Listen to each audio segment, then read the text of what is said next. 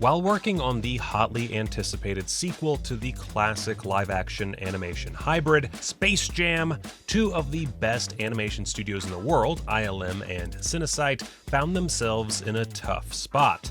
While the majority of the movie follows LeBron James and the rest of the Toons squad as they go toe-to-toe with Don Cheadle and his team of monsters, in one scene Warner Bros. Added a whole wash of classic movie and TV characters, including Fred Flintstone, the Iron Giant, and King Kong. All of them arrive in the scene in a one-take format with multiple characters in the foreground, midground, and background as the camera pans. But to pull off this scene and the one-shot take proved to be a massive challenge, and to add all of these characters into the shot and make it all look seamless required a huge amount of work.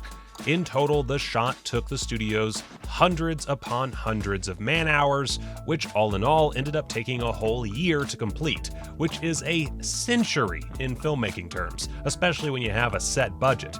But with the Space Jam sequel looking to push the boundaries of technology and visual effects, just like its predecessor did, they wanted to make the scene as eye-popping and as visually impressive as possible. And it's safe to say that they did just that, with their efforts paying off tenfold. In total, though, this is just one example of the amazing amount of work and cutting-edge technology that went into the making of Space Jam: A New Legacy as it drove its way to becoming a modern classic. So, in this video, we're going to take a look behind the scenes of the movie to see just exactly how they pulled it off. How they not only once again created a live-action animation hybrid where real people interact with animated characters seamlessly and realistically, but how they also managed to be pioneers for the film industry and how they created technology specifically for this movie alone.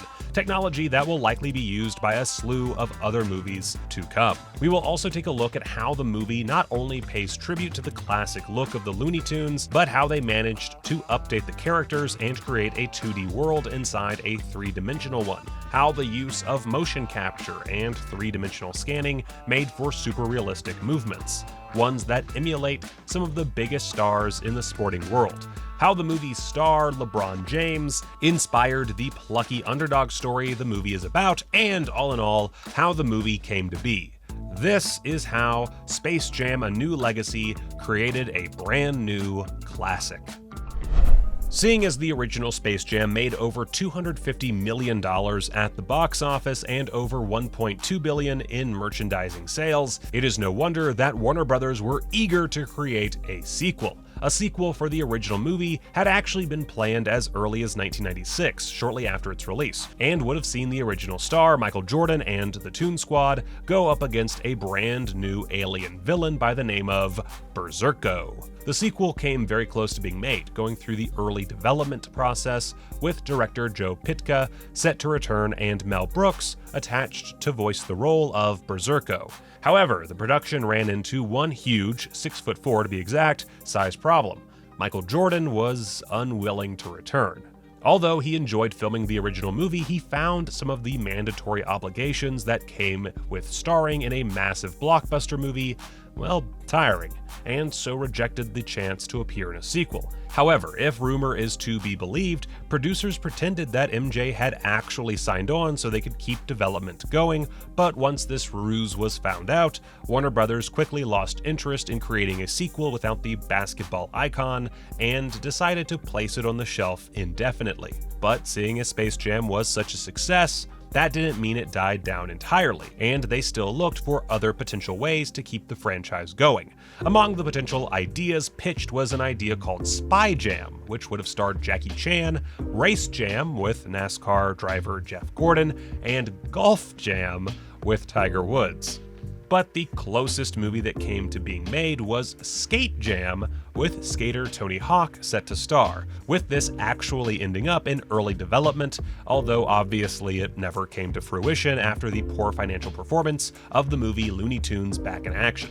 For many years, Space Jam 2 remained in a world of obscurity and looked like it would join a long list of Hollywood sequels never to exist as it languished on the shelf. But finally, in 2014, the sequel gained new life as it found what seemed like MJ's natural successor, LeBron James.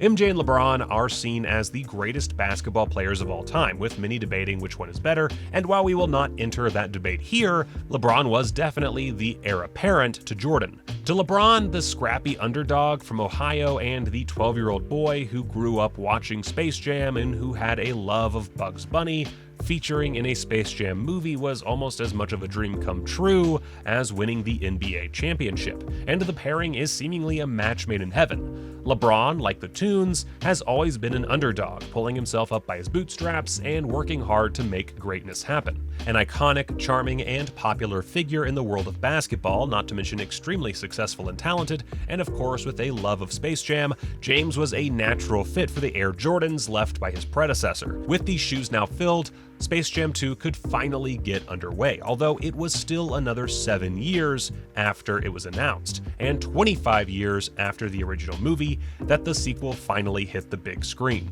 But before we continue on, we need to go back to understand how the original movie was made, how it set the benchmark for the sequel, and how, if it wasn't for another movie, neither of these films would have been possible.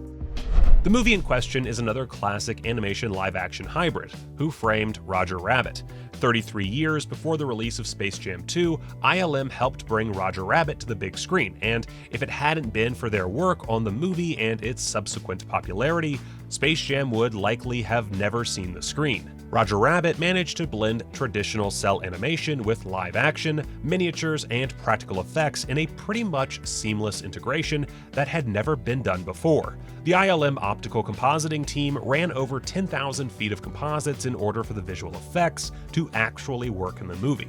Overall, the production of Roger Rabbit was incredibly meticulous. An example of this is the bumping the lamp scene, where Eddie Valiant is sawing off the handcuffs that connect him to Roger Rabbit. Because the ceiling lamp is swinging back and forth in the scene, the animation team had to meticulously shade each and every cell in the scene to line up with the actual shadows generated by the movement of the lamp.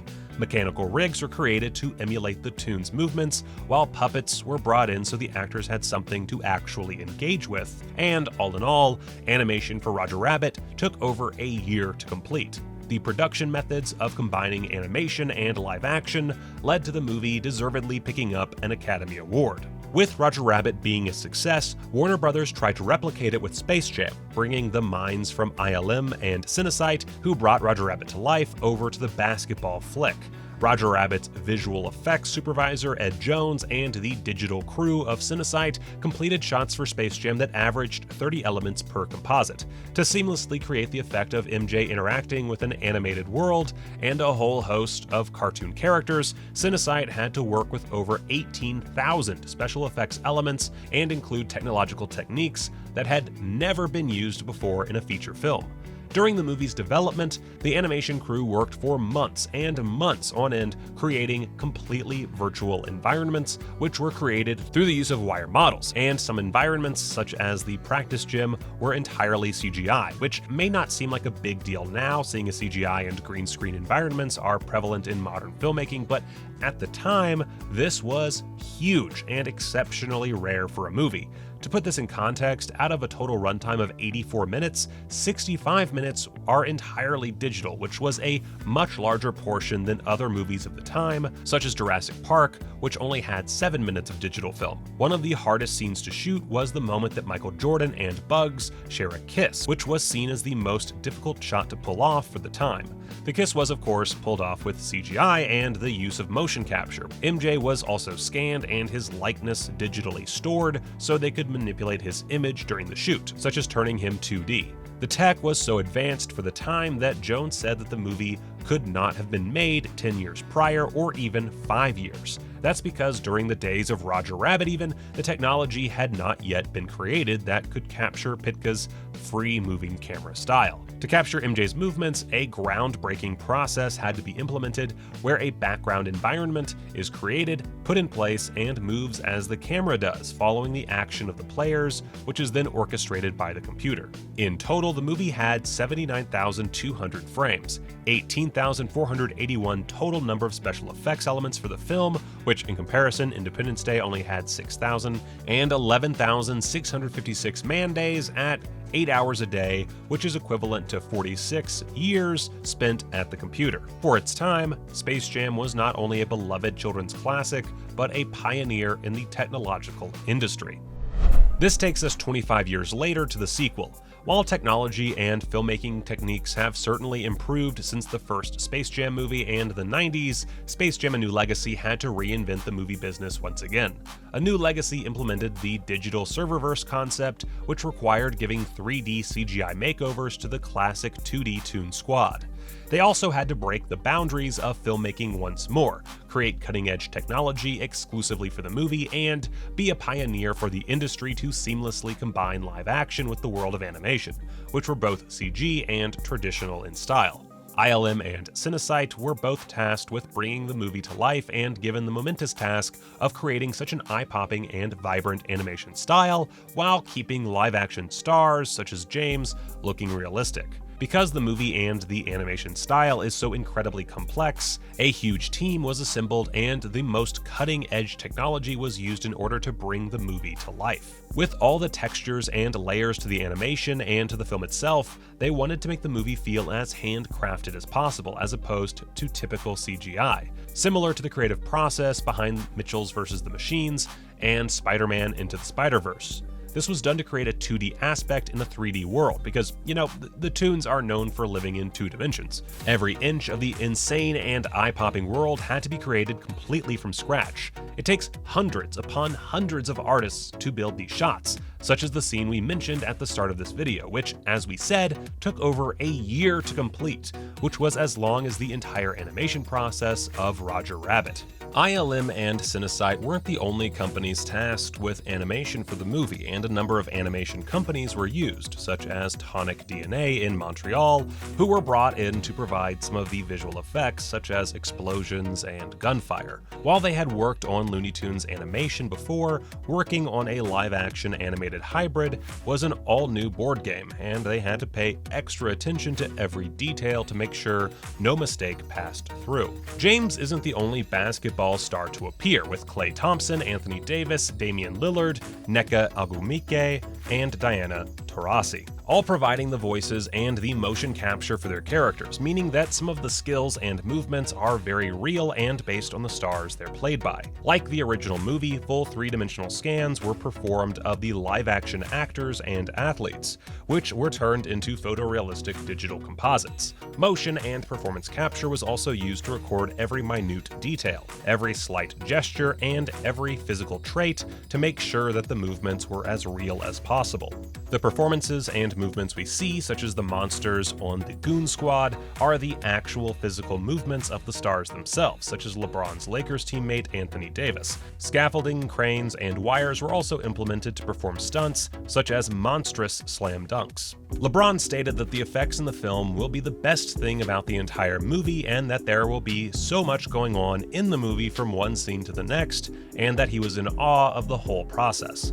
Seeing as LeBron isn't a trained actor, one of the hardest things for him to work on was visualizing the Toons, who obviously aren't there, and act with an invisible partner, which was a constant challenge. However, there was one thing that James could bring to the character that not one other actor could: himself. While this is a fictional version of LeBron James, he says that there are parts of himself in the character and he was able to do things he would actually do when the camera is not on, meaning that we will get to see a more authentic and real version of LeBron James. However, like its star and the Toons, the Space Jam sequel has been somewhat of an underdog, constantly fighting against the current and a number of setbacks. One of those setbacks, according to Don Cheadle, was an injury to James himself.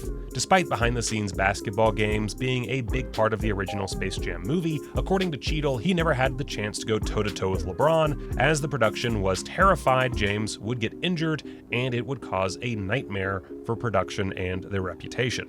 In a quote, Cheadle said, "Even in the movie, when he would go hard at the basket and dunk, we'd have techno cranes around him and extras and standing around and camera equipment. We were all very nervous." However, James ended up picking up an injury during production, which didn't help the filmmakers and their rigorous schedule and 14 hours a day shoots.